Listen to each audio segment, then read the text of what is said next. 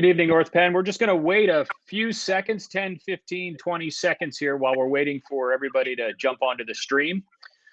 For any of your friends that are watching, many times with a Google stream coming out of a Google Meet, you may need to refresh your screen. So if you've got friends and you're texting back and forth that my stream's not working, just refresh your screen or tell them to refresh your screen. They'll come back up again.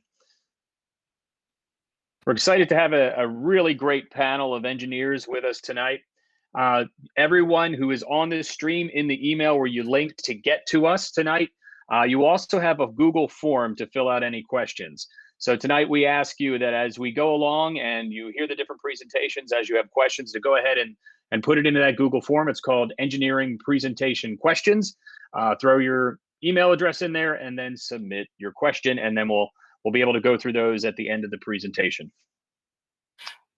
I think that's enough time to get the stream going there. So, Mr. Reichwein, meeting is yours. And you're muted. So if you could unmute.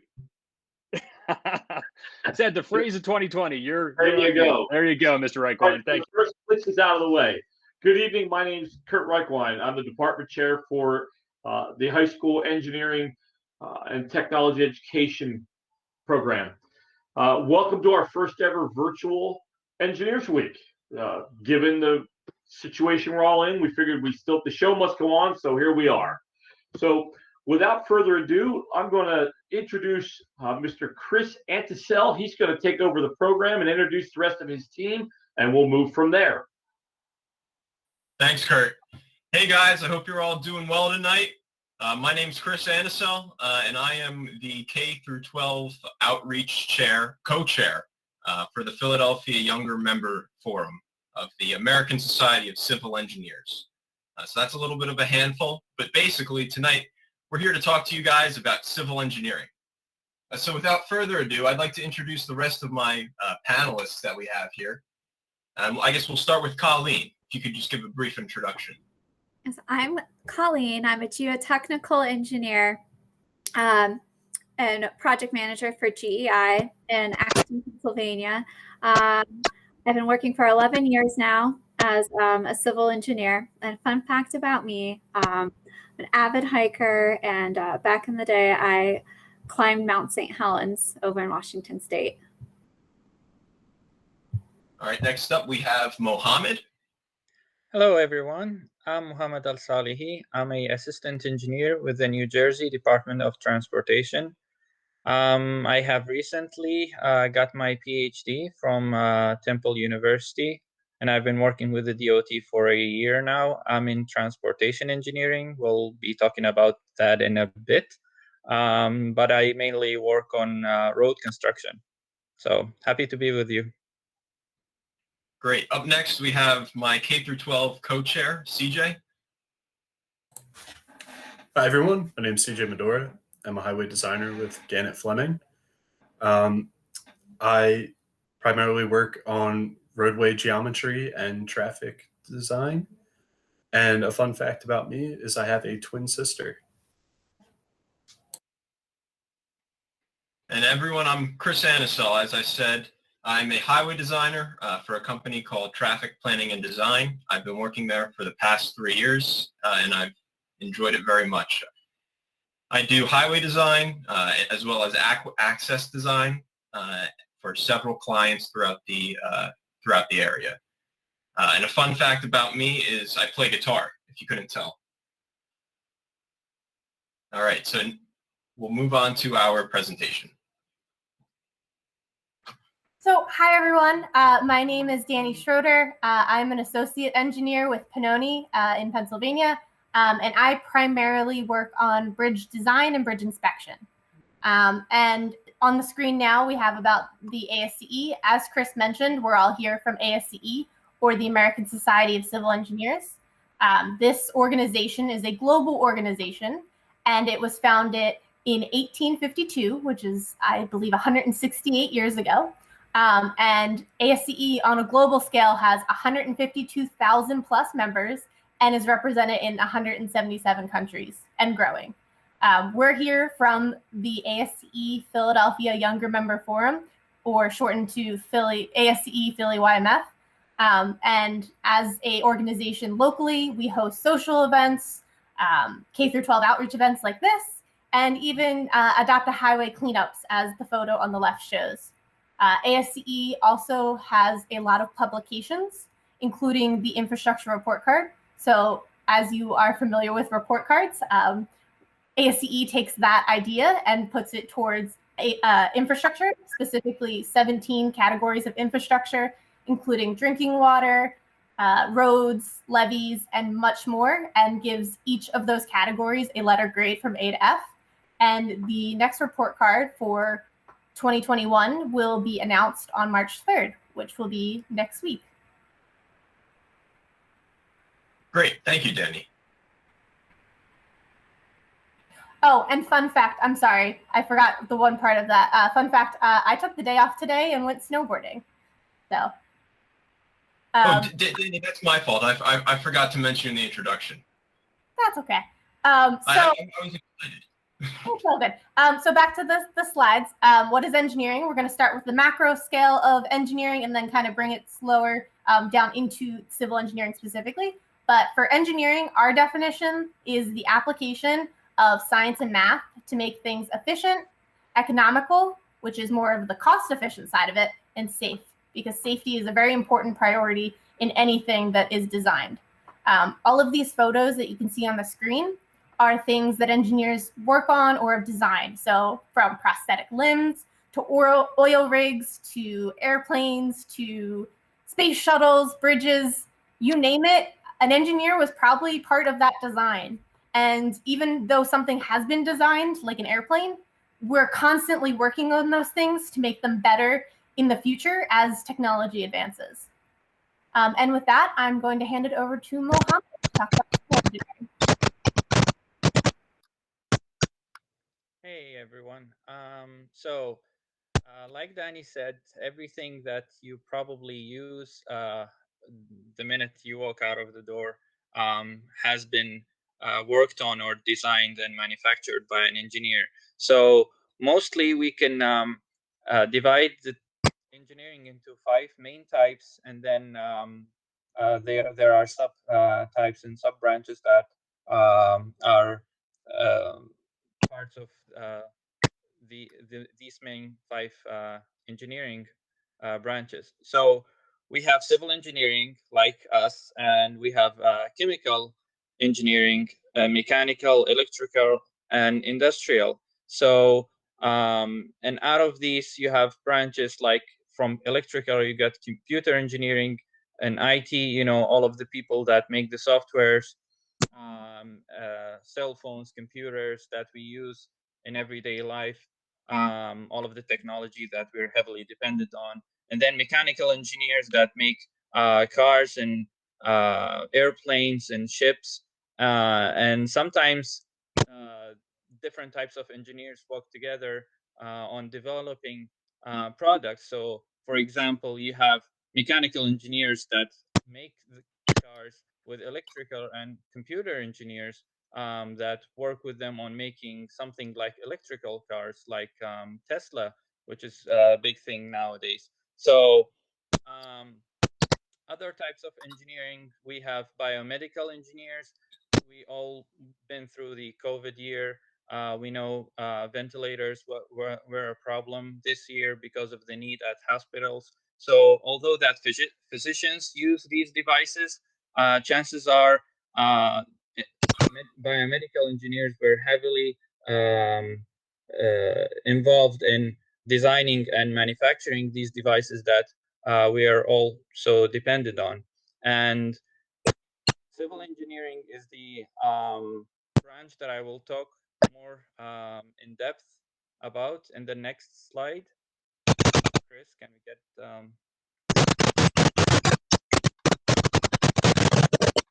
so just to talk a little bit more about civil engineering. In civil engineering, we design and construct and maintain everything in the infrastructure. So roads, buildings, bridges, dams, airports, stadiums, any structure that you see out there or you don't see, some of them are underground, like tunnels. they have been designed by a team of engineers, and then another team of engineers work on figuring out how to construct it, and then yet another team of engineers are responsible for maintaining these structures so they are safe for the public's use.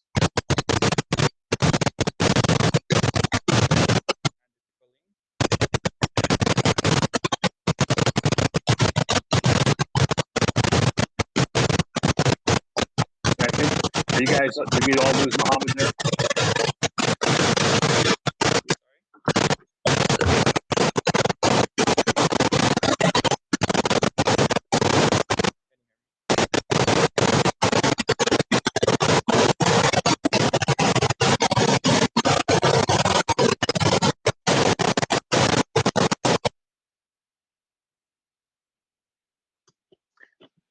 So I'm pretty sure if he's frozen or not. Do the rest of you see that as well? I just want to make sure because everybody else is kind of frozen on me. All right.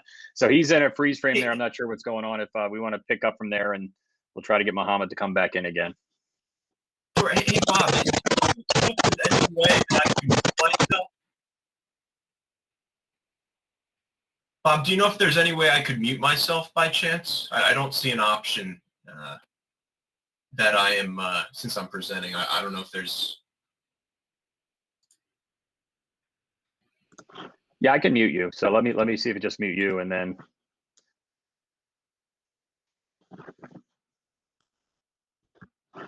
So Mohammed, give it a whirl again there if you can hear us.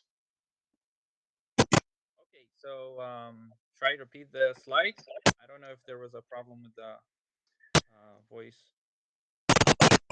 Yeah, we're having issues with your. So I'm going to mute you again. I'm sorry about that. So something's happening up. Your audio is breaking up. I'm just wondering if maybe if you leave the meet and come back in again.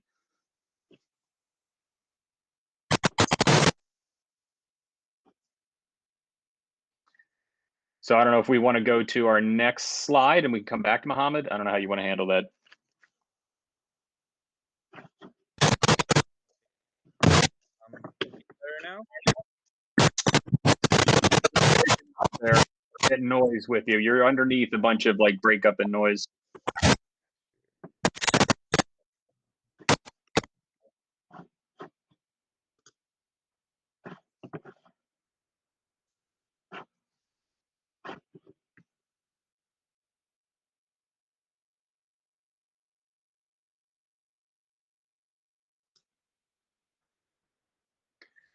So if we want to, do we want to move on to Colleen?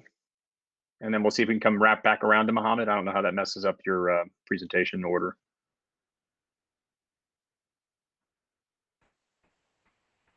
Chris, you're muted.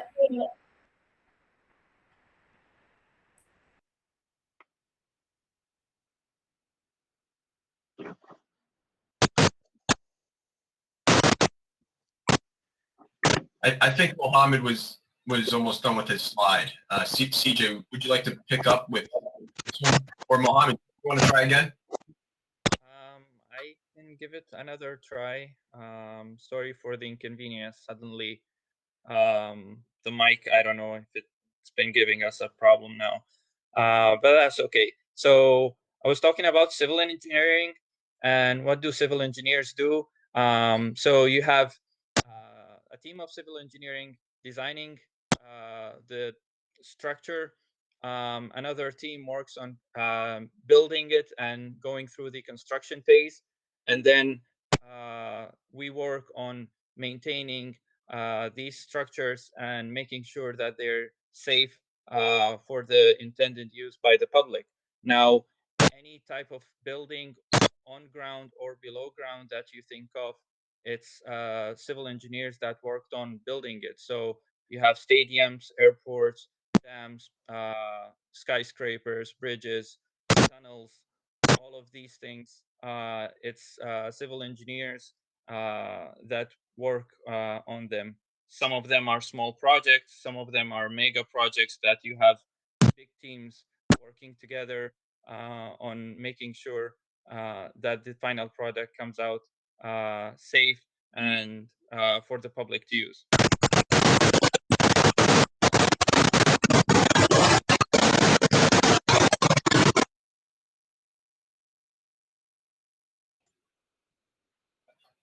Well, I think Mohammed covered it pretty well. CJ, if you want to just start us off with this next slide, we'll take it from there. Absolutely.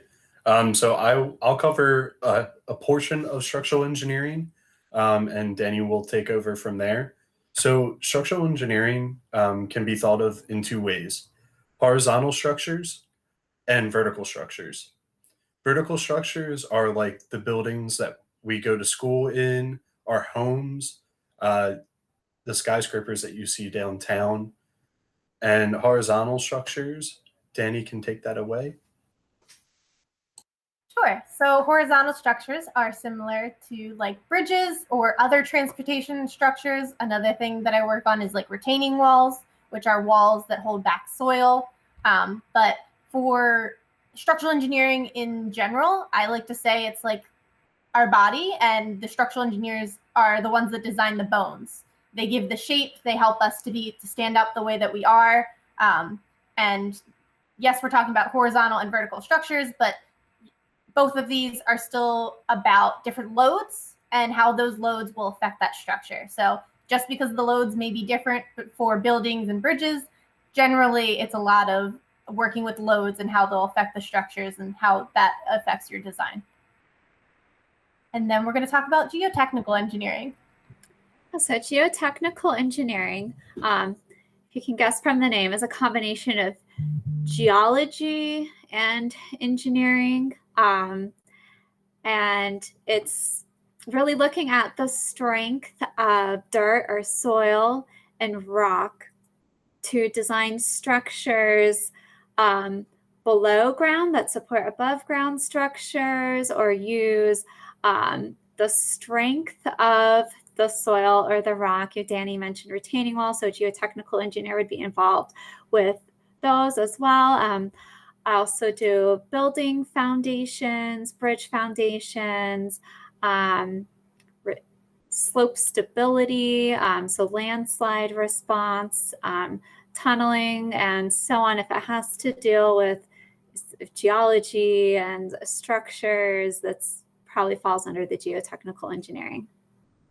So there's a lot of field work in what I do. Now on to transportation engineering. Okay, so in transportation engineering, we work on everything that you see on the road. So we can divide it into pavement engineering and traffic engineering. So in traffic engineering, we work on the traffic signs, the traffic markings on the road, you know, the lane lines you see, the white and yellow lines that divide the traffic and direct them into the roadways. And then you have pavement engineers that work on building the pavement itself, designing it with the different proportions of aggregates and asphalts and the materials to use and how to build it. And then you also have another branch of transportation engineering that works on making the geometrical design of the roads. So basically, how do you make a road that is curved, whether horizontally or vertically, you know, building curbs, building guide rails, so many different elements that go into making a road. So we can go from point A to B. Transportation engineers participate in building these different types that make a road complete.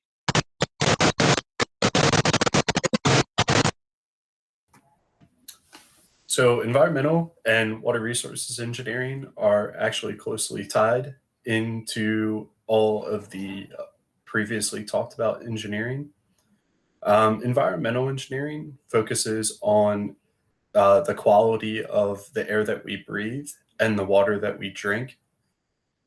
Water resources engineering focuses on the quantity of water and how we manage a rain event. So every time it rains, water resources engineer basically designs an inlet and pipes to capture all that water on the road so it doesn't flood. And if you're driving along a road and it's flooded, chances are, everything needs to be updated.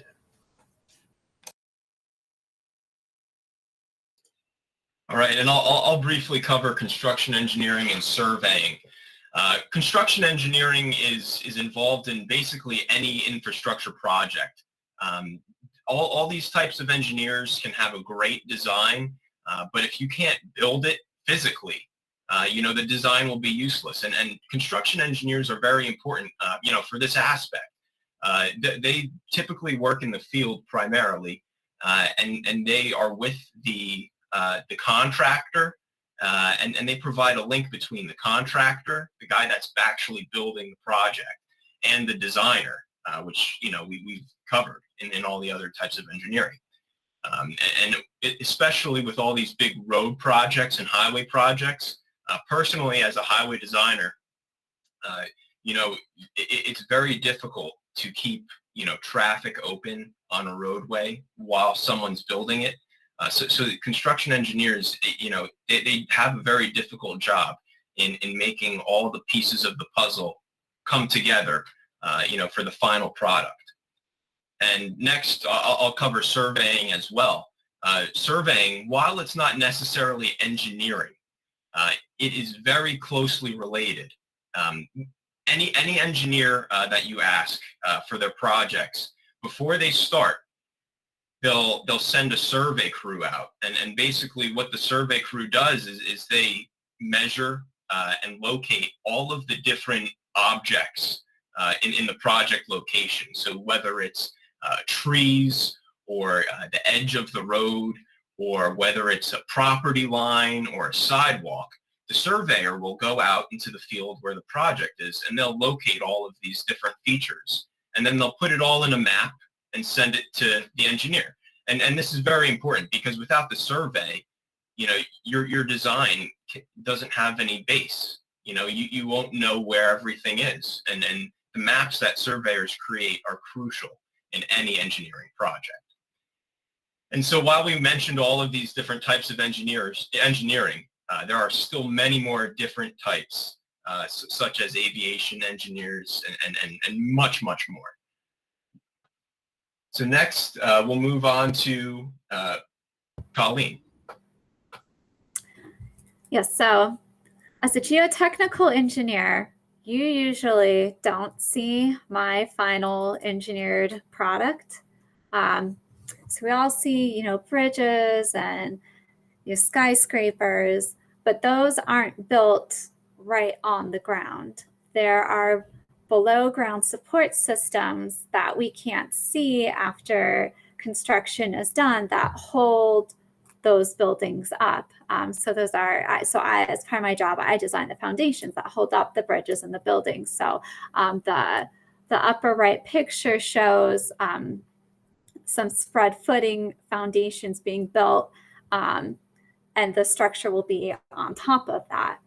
And the reason for these foundations is to hold up the building so it doesn't sink or move to the side, so it stays in place. The foundations hold the building in place. We also do excavation support. So if you think about digging a hole in the ground, as you go deeper, it becomes very difficult, if not impossible, for the side of that hole to stay straight up and down without collapsing in, which obviously creates a dangerous situation for the workers that need to get into that excavation to do their job. So part of my job is to design excavation support, like the whole looking thing in the river, that's a cofferdam, and the cofferdam is holding back dirt and the water so that workers can get in there and build the new bridge foundation in safe and dry conditions, as well as excavation support for pipes or utilities below that are buried that bring things like water, electricity around to your home, school, etc.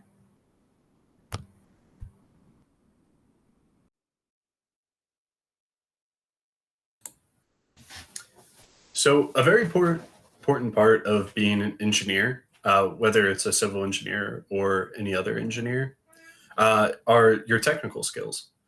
Math and science is extremely important, but you don't necessarily have to be the best at math and science to be a good engineer. One of the most important traits is actually critical thinking, being able to do your own research and solve problems, as well as being able to work together in teams.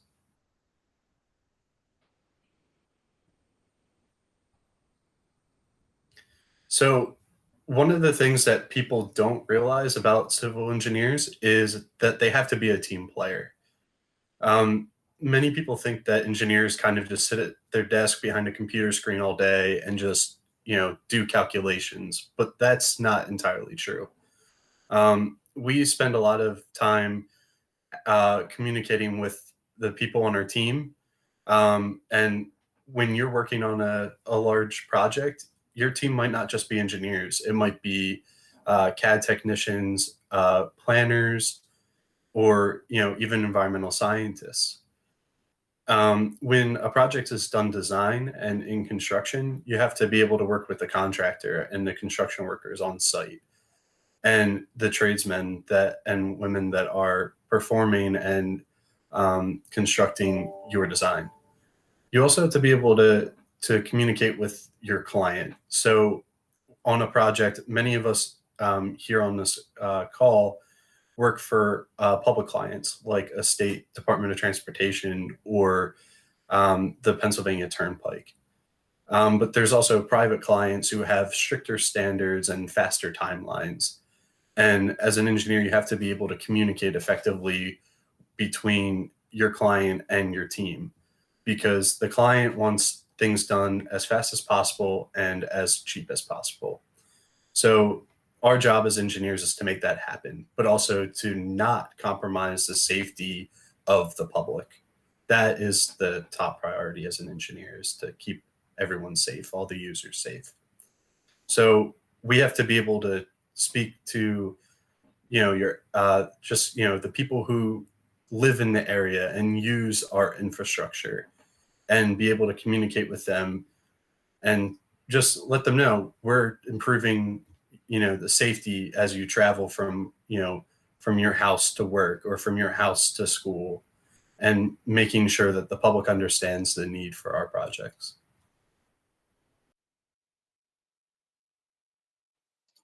Great, thanks, CJ. And now I'm going to talk about how to become a civil engineer. So if any of the past slides, have piqued your attention, I would definitely be taking notes here. So the first step to becoming a civil engineer is to go to college, whether this be a community college first or a four-year school.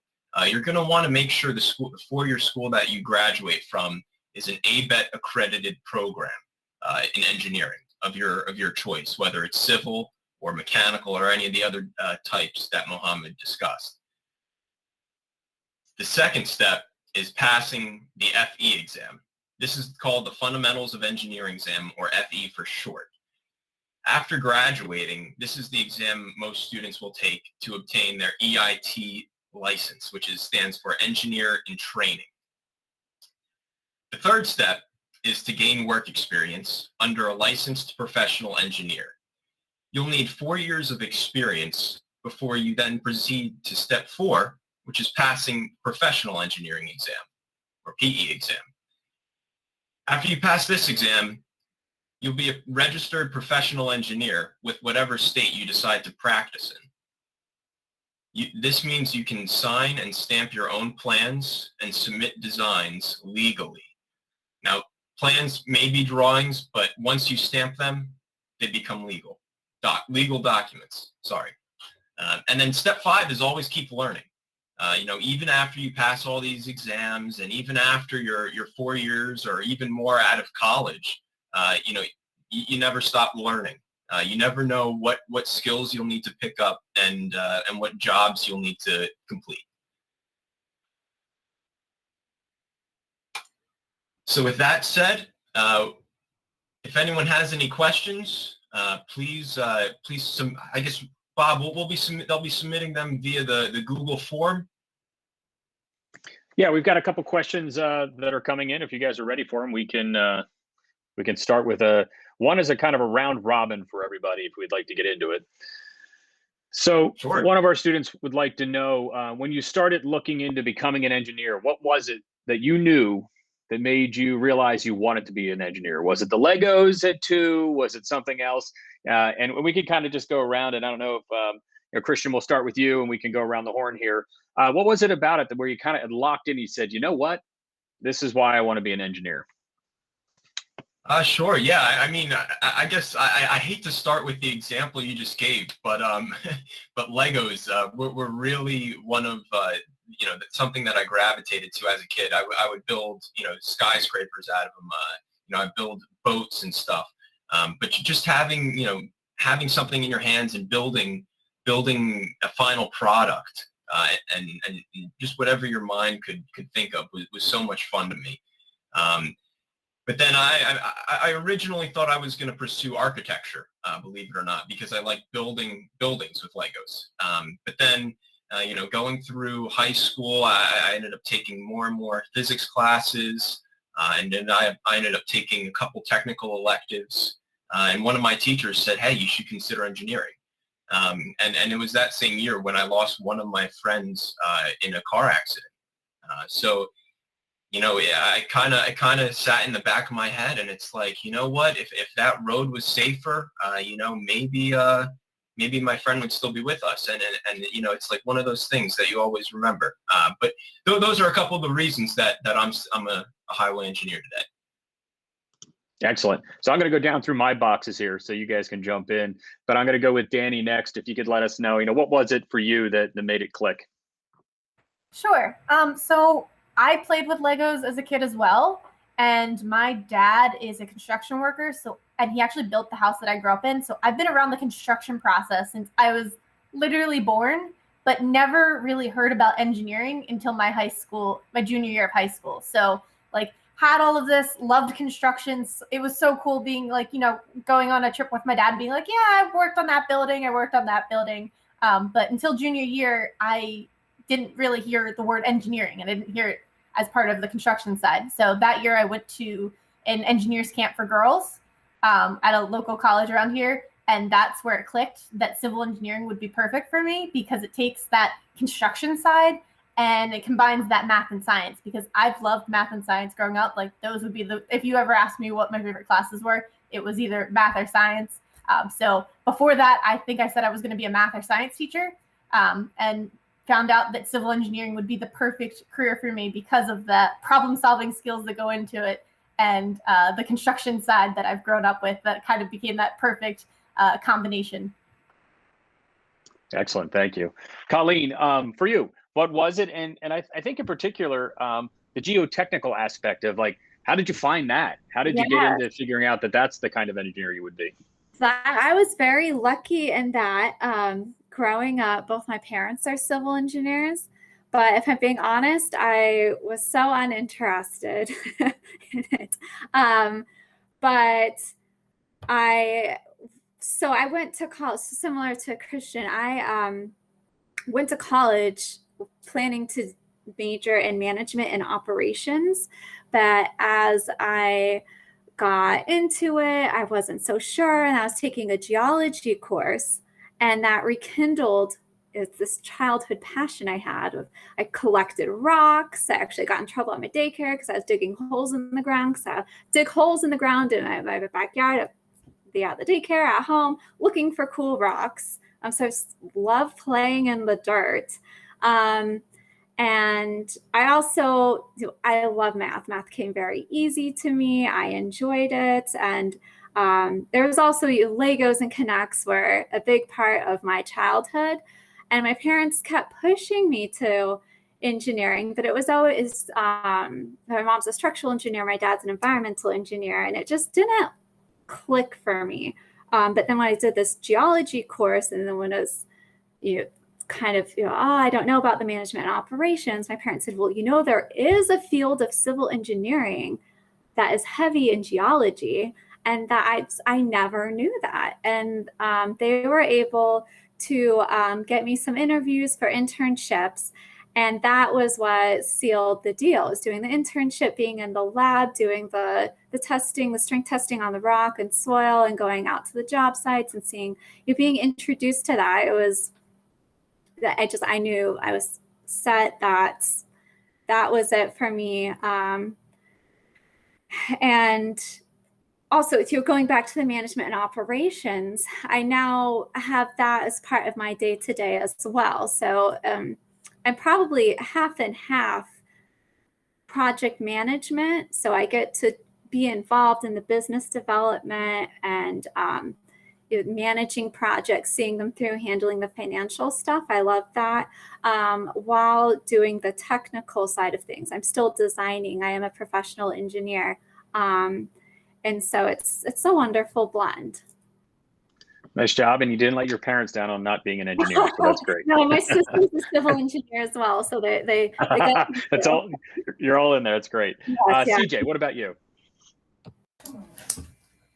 So my path to civil engineering was, kind of cool in a way. So my dad is an environmental chemist, and when I was actually around the same age as Danny, a junior in high school, I took an environmental science course.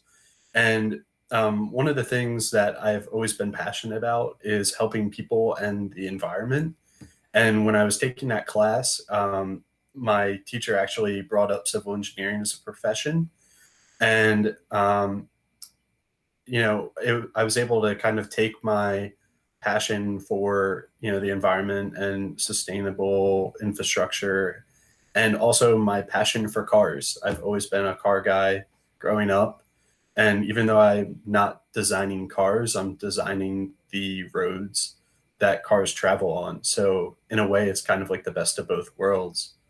I don't know how many people are familiar with those rugs that used to kind of have those like cities on them.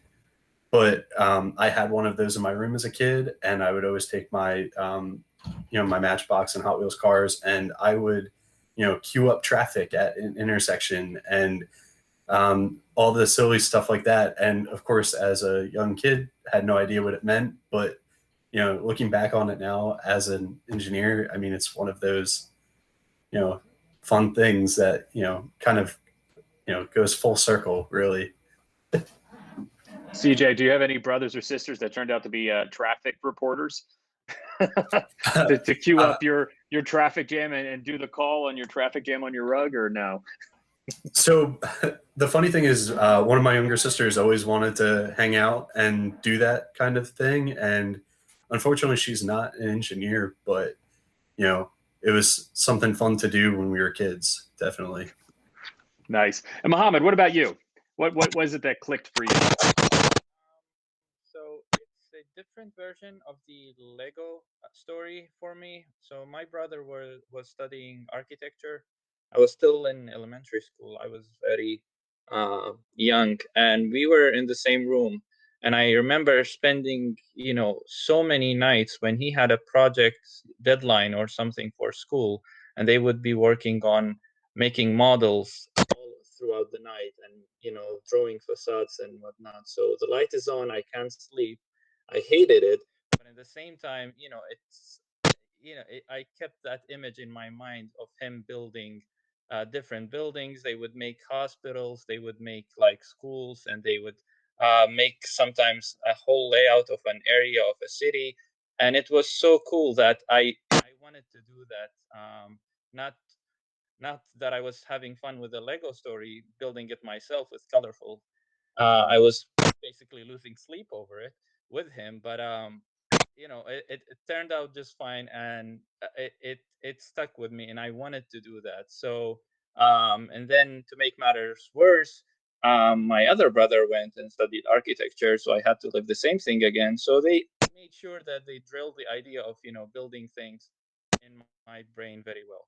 So but no, really, I did. Growing up with that, I was always around, drawing buildings. I like to draw even now, and building these small models, and I ended up, wanting to do that. So that's what I did. But I got a bit too excited because after graduation, I kept going back to school. And then I graduated again. I got my master's and I kept getting back, and they gave me a PhD. And I'm thinking, like, if I go back to school this time, they will call the police on me. Like, this guy keeps coming. Like, would you leave already? So don't get too excited about it. But engineering is fun. It's really fun. There's always a challenge. Like throughout all of these years, I lost count by now how many years I spent studying engineering. But it's always not a day goes by that you don't have a problem solving something, a challenge at hand, and that always makes you engaged and makes you want to go back. And it's a challenge that you want to overcome, and it's the same thing that you do at work. All of these things that we were learning at school, you go to work and there's a problem at a highway or a bridge or something that can't be built, and you have to figure out how to build it because people need it, and the public is waiting for you to do something about it. So it's really it's really a great job to be working on. Not that I'm biased because I'm an engineer, God forbid. So anyway. Nice. Thank you. So this is an interesting question that comes in here because we all talked about our college experiences, how we go there. And Mohammed's got PhD plus and continuing. So keep stacking them up. There's nothing wrong with it. I've told my kids recently, I never thought I'd be a student for the rest of my life, but that's what we all are, students of life and students of all kinds of things. But we have a question here as far as what are the possibilities if you don't start by going into college in engineering? Are there site jobs? Are there jobs that you can do that you can learn in the field and begin just working in the field and then work your way to a degree or different pieces? What are some of the paths maybe some of you have seen that maybe I don't want to start in college. I want to start working. I want to start building. Is there a path that way as opposed to going straight into college? And I don't know if anybody has any experiences or any friends that kind of took that same path to see if what would be any recommendations for somebody that's kind of looking, I want to work. How do I get there long term? I guess I can speak on that quickly. I mean, if you don't think college is for you, or if you just don't want to go to college, or you can't make up your mind, definitely apply for jobs with construction firms. I mean, it's easy enough to go on Google and just type construction job opening. But I mean, if you like building things, if you like doing manual labor, that's definitely a good place to start. I mean, if you do want to become an engineer, though, you do need to make it to school eventually. If you want to sign and stamp your own plans, you do need to make it to school eventually. So maybe it's one of those things you can take some night classes and go from there. Great. And I just remind everybody that you're going to submit your questions through the Google form that Mr. Reichwein sent you there in the email. So you can just put it in there and throw that question in there. As design engineers, question here is, how does a project start? I don't know if Colleen, you wanted to start with that, with the project management side of it, or if somebody else wants to jump in there. But like a project begins, any one of your piece, what's like the first thing? How does a project begin for you? There's usually a need that we're trying to address, whether it's, I do a lot with electric utilities, so transmission lines, so getting power to homes and schools and hospitals. And as suburbs grow, communities grow, the power demand increases. So it's whether we have to upgrade the voltage on this transmission line, increase the reliability, or build a new transmission line, build a substation, or for bridges, especially in Pennsylvania, there's a lot of old bridges. It's so probably they're near or past their design life, so we have to replace the bridge, or as growth happens, build a new bridge, build a new road. So it's building new things or replacing or improving existing infrastructure would be the inception, the very beginning of the project. And then the next steps would be the funding it. So, if it's through PennDOT or a Turnpike, if they have, a queue or just a backlog of projects, that there's the projects that they have procured the funding for. These are the identified needs, and then there's, the emergency responses, but you have to have money. And then on the private side, it's a similar process where they're thinking long term, they're planning their projects, their budget, they're forecasting years out.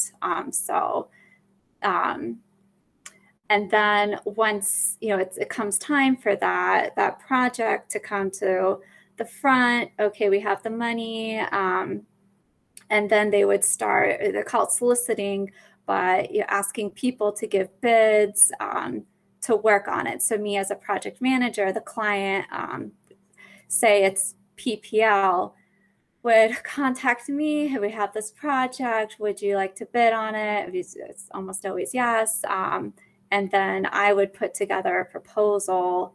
What this is, what it would cost us, the effort. This is the scope. This is everything that we would do, and submit that to the client for their consideration. So I want to kind of talk about the next couple of years for our students that are about to leave high school or go into an engineering program. Can we talk about, if anybody wants to talk about the internship, or Drexel University has their co-op program and those types of programs. How important are those kinds of programs, and what kind of tips would you give to a student that's they're going into their first internship or co-op of what they need to take advantage of to be ready for that and to make the most of that?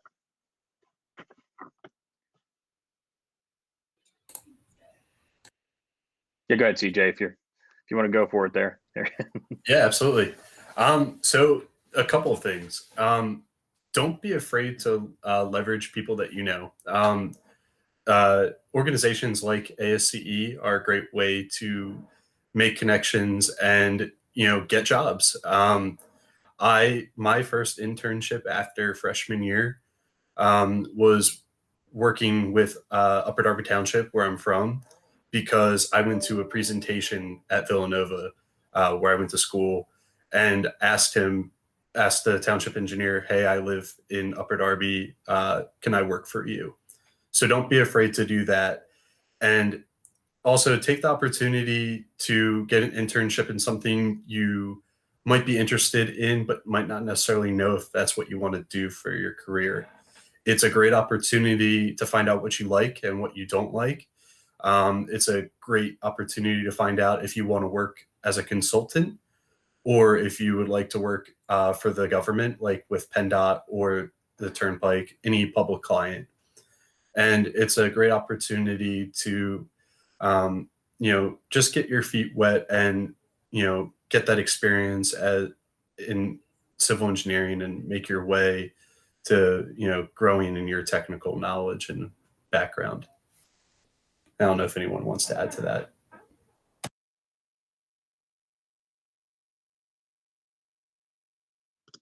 So I'm just throwing this slide back up here again for our students.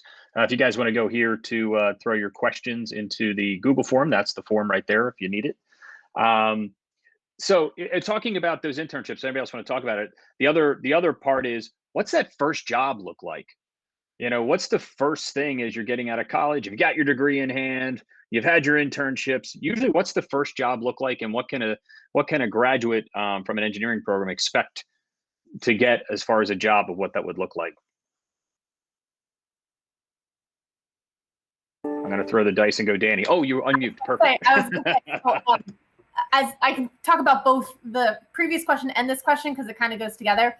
So I went to Drexel, so I had that formal co-op program. So I did work with my school and had internships facilitated by that. But my first full-time job was a past co-op. So I kind of know a little bit more about what I was getting into for the first full-time because of that. But I really just want to reinforce how awesome trying to get those internships and co-ops while you're in college can be, because then that first full-time job can be less, you'll know what you're expecting, kind of part of that. Even so, as an entry-level engineer, I'm 3 years out of school. Even so, I had that master's degree and bachelor's in civil engineering, I still don't know everything. So I want to emphasize, always ask questions. Don't be afraid to ask questions. As we talked about in the presentation, your team is there to help you. We're all working together to bring these projects to life, to have successful projects. So don't be afraid to ask questions when you're tasked with something and you don't know, like, you're not sure where to start. You need help breaking that problem down into a smaller thing, because as much as my education helped me, there was a lot that I learned on the job, through my job, because of the specifics of my job. So don't be afraid to ask questions, because any job that you get into will have some different part of it that you will need to learn on the job. Yeah, if I might. Does anyone else have any thoughts? Yeah, go ahead. Oh, yeah. Going back to the internship, yeah, I was lucky in that my parents were plugged into the community, but I joined ASCE when I was in college, and that was a great way of just getting involved, meeting people, and there were companies that would come and talk to the school I was at, that was at Washington State University. And so there was internship opportunities available through that. So if you're looking for internships, the Washington State didn't have the co-op program, which if you're looking at schools, I highly recommend schools that have the co-op program. I think that's great. And being on the interviewing end where I'm interviewing, entry-level engineers, there is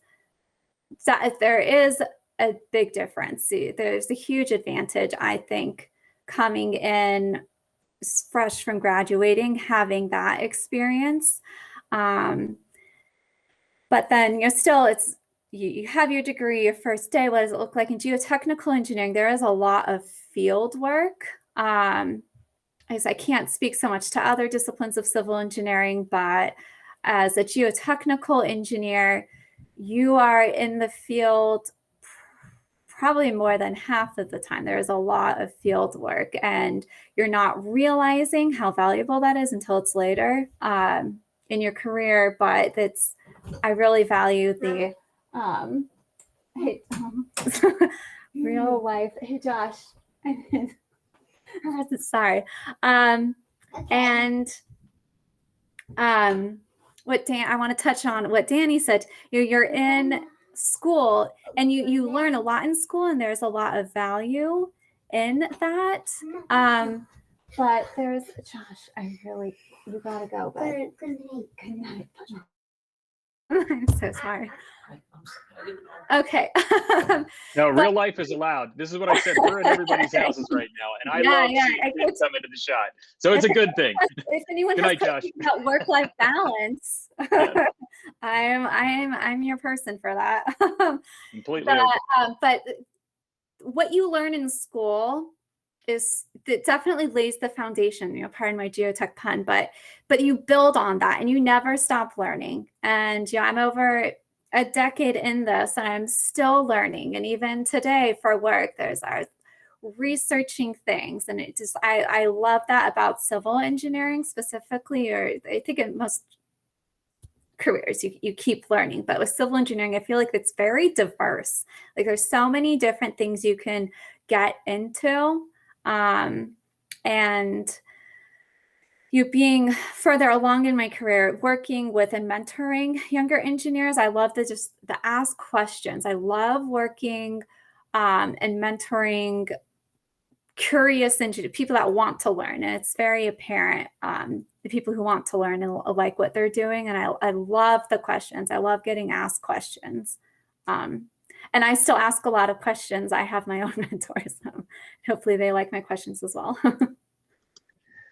Perfect. So, with that, we talked about how all of you kind of got into your path there. One of the questions here, and I know it can be overwhelming because when I talk to different students, it's about, engineering is everywhere. And it's almost the same thing. I'm in communications, and communications is everywhere. And you really don't realize how many different opportunities there are in the engineering field. So a really good question that just came in here is, how do you begin to narrow down? We have another question here about aerospace engineering and robotics and mechanical, and how do I combine all that together? It's tough to narrow down. What would be your recommendation of how to get a student to realize, how do you find your foundation? How do you get there? And what did you do to kind of bring it together? I know we talked about how we got there. If there was a point where like there was just so many different options, how do we bring it down to begin studying in a particular area? I can start on this one. Just really quick. I mean, I think the thing that can help you the most is taking as many technical electives as you can in high school. I took robotics in high school, and 2 weeks into the course, I knew I didn't like it. I knew it wasn't for me.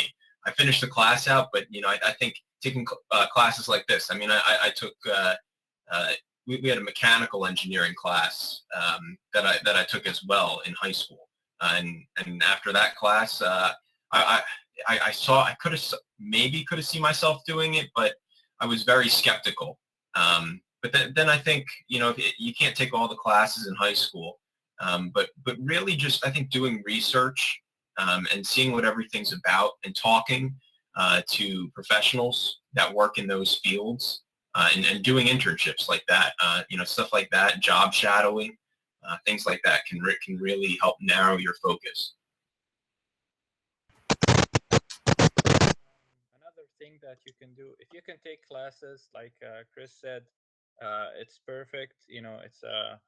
It's the right way to do it. But the other thing you can do is as early as possible, search and look at these different types. We had a slide on the different types of engineering. If you think that there's an even remote chance that you like aerospace engineering or something, watch videos about it, listen to engineers in that field talk about their work, not just how amazing they feel and how they like it. They like it, you might not, but listen and learn. And there's a video about everything on YouTube nowadays, so go there and watch what is the type of daily work that engineer would do. Civil engineering might sound very fun in terms of we're saying we're building stuff and we're designing stuff, but the actual task of designing might not interest you. So what you want to do is get as much information you can get about any of these fields or subfields that you have in mind. Write them down and start narrowing them down that way. The other thing is actually just jumping into it, and sometimes you'll go through an internship and realize this is not what I want to do. It took you the actual internship to realize that, but that's fine. And sometimes you do an internship in one thing and do another internship in another thing, or work even for a couple of years here and there, and then end up doing something in between, or then you choose what do you want to do. So that's fine as well. It's last thing I want to say, it's okay to feel lost, and not in the beginning, especially when you graduate.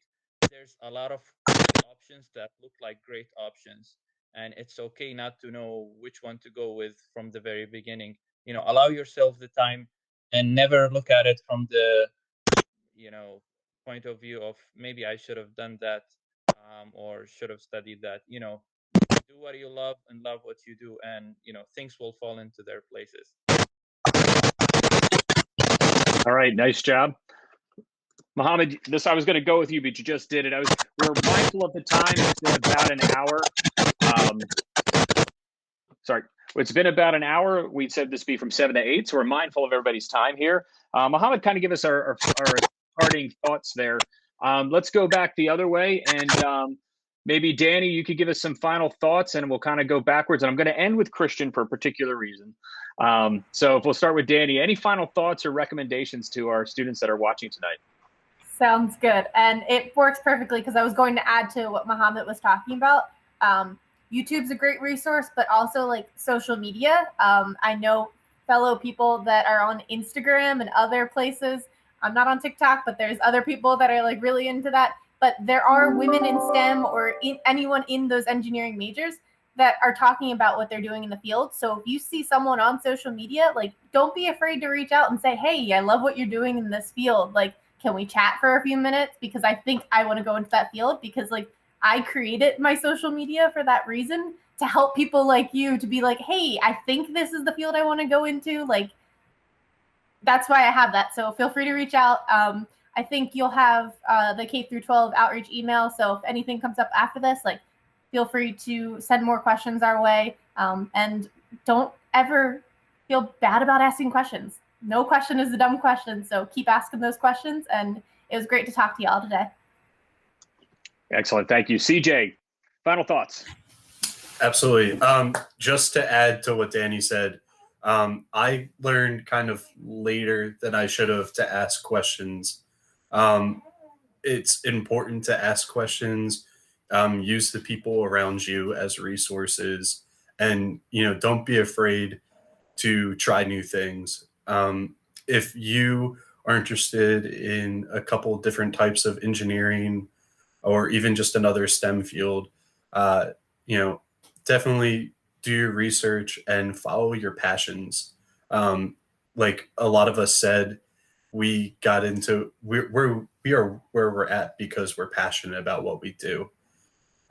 So if you're truly passionate about something, it will get you to where you want to be, even if it's not necessarily a super straight path. Excellent. Thank you. Colleen, how about you?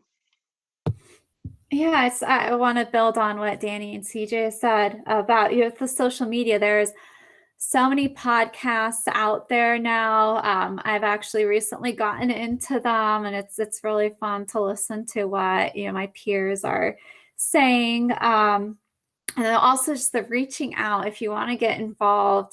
I got 2 graduate school opportunities just from I just emailed a professor at the university. I did not know them, said, hey, I'm interested, and was able to set up a call. And then you got offers to go get my master's paid for. And in fact, I ended up at Virginia Tech, but they paid me to go get my master's. So that was great. And then also just I love what I do. The pay is decent, but I like what I do. It's not necessarily about the money. It's you got to find what you want to do for so many reasons. And I'm very fortunate that I fell into and found geotechnical engineering. Excellent. Thank you. I don't know if you got to enjoy the reactions to your free masters at the bottom there. Yeah. Fun to watch. Good job, Mr. Reichwein and Dr. Wojcik. So Christian, before you give your final thoughts, this was a question that came right off the top in the beginning, but I was holding it for the end. What's your favorite guitar in the background, and who's your favorite guitarist? That was one of the first questions right off the top tonight. Oh boy, I'd have to go probably with my Strat over there, my Fender Strat. You can't really beat the sound. I have the HSS model humbucker single pickups. I love also having the versatility of the pickups is tremendous. And being able to have the tremolo bar on the guitar is great. Being able to screw it off and put it back on if you need it for a gig or anything. But yeah, it's probably my favorite. And who would you jam with? Who's your guitarist? It's probably a tie between John Frusciante, and Eddie Van Halen. Very good. So final thoughts for you. Engineering final thoughts. Oh, right. That's why we're here. It's really tough to follow the things everyone else has said. You got to ask questions. You got to communicate, and you got to take all the shots that you can take. I think one thing that, we might have left out is follow your heart. I mean, maybe Colleen mentioned that as well. I mean, as I said, it's tough to follow so many great conclusions. But yeah, I think if you follow your heart and you're curious, I think you guys can take your lives and your careers wherever you want to. But yeah, and don't hesitate to reach out, whether it's to Kurt or any of your other teachers.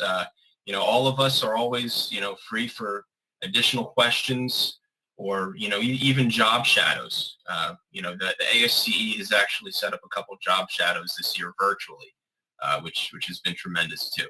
So please feel free to reach out. Opportunities are waiting for you. Excellent. Complete joy tonight to have everybody here. You guys have so much information. It was great to hear all of your backgrounds and how we got here. Of course, many of you that are on this this call tonight know how great our technology and engineering department is. Mr. Reichwein, if somebody's here watching tonight that's not in any of our courses now, how do we learn more? How do we talk to you guys? How do we get involved in the technology and engineering program at North Penn High School? Well, that's a great question. But before I go on with that, I want to thank the panel for being here tonight. You are very inspiring people. Your experiences are very identifiable with our kids. You have reinforced everything that we do, and you have shown our kids that, hey, these guys know what they're talking about because we went through where you guys are. As far as getting folks involved, it's real simple. First of all, those of you who are in the junior highs, you can speak to any technology and technology engineering department teacher or your counselors. You can also look us up. If you just Google North Penn Engineering or North Penn Technology Education, you'll go to one of our two websites. We have links with information on there. You'll find the email for every one of our staff members. You'll be able to reach out to us, ask us anything you need to know, and we'll provide you with as much information as possible, especially right now. It's course selection time. So if you're in the 9th grade and you're considering engineering as a potential future, you can find the link to our engineering application. Certainly speak to your folks and your guidance counselor. We have a whole handful of courses to meet any one of your interests. And I'm not sure who said it earlier, and I know Christian mentioned about, well, I took a mechanical engineering course and it really wasn't my thing, but I learned that it wasn't my thing. I persevered and I went through the whole course. I finished it. There's a valuable lesson there, right? Figured out what I wasn't into to get me towards what I am into, all right? We're here to help everybody out. Apply today, tomorrow, the next day. You have some time. It will be the greatest decision you've ever made, and I can guarantee you that when you go home after 1 week in our classes, you'll say to your folks, this is the best decision I've made since I've been in school. My colleagues that are shaking their heads, those guys are the smart ones. Trust me on this one. All right? It's fun. Come join the fun. Thank you, everyone. All right. So this is our wrap-up time. Dr. Wojcik, Dr. Boyer, anything you want to add to tonight? If not, you can just smile and wave at us. It's okay. No, this was a great hearing from everybody. As Kurt said, we get validation on so much of what we do by hearing that people in the real world are actually doing the stuff that we are teaching our kids. So thank you for spending your time with us this evening. I agree, and totally, because it was so neat to see your perspective of 1 step, 2 steps where our students are going to be headed next. And for them to see, we could talk about it all day long in our labs, like, hey, where do you see yourself in 5 years from now? And usually I'm like, right? Well, now they can see themselves a few years from now. They're seeing their perspective. So we can only show so much from the inside, but you guys coming from the outside in really brought this to life for all of our students and for those who want to look into engineering as their next stage in life. So thank you so much for all that you've done for us this evening and for our students. And you've also shown everybody that was here tonight that engineers are super cool people. Legos, car carpets, snowboarding, collecting rocks, digging holes, being inspired by your family members. What's not to love about all of that? Thank you. Thank you so much. This was fantastic. All righty, that's going to do it for us tonight. Everybody give your Google Meet wave, because everybody's got to do the Google Meet wave at the end. We thank everybody for watching. Stay safe, stay warm, and we'll see you soon, North Penn.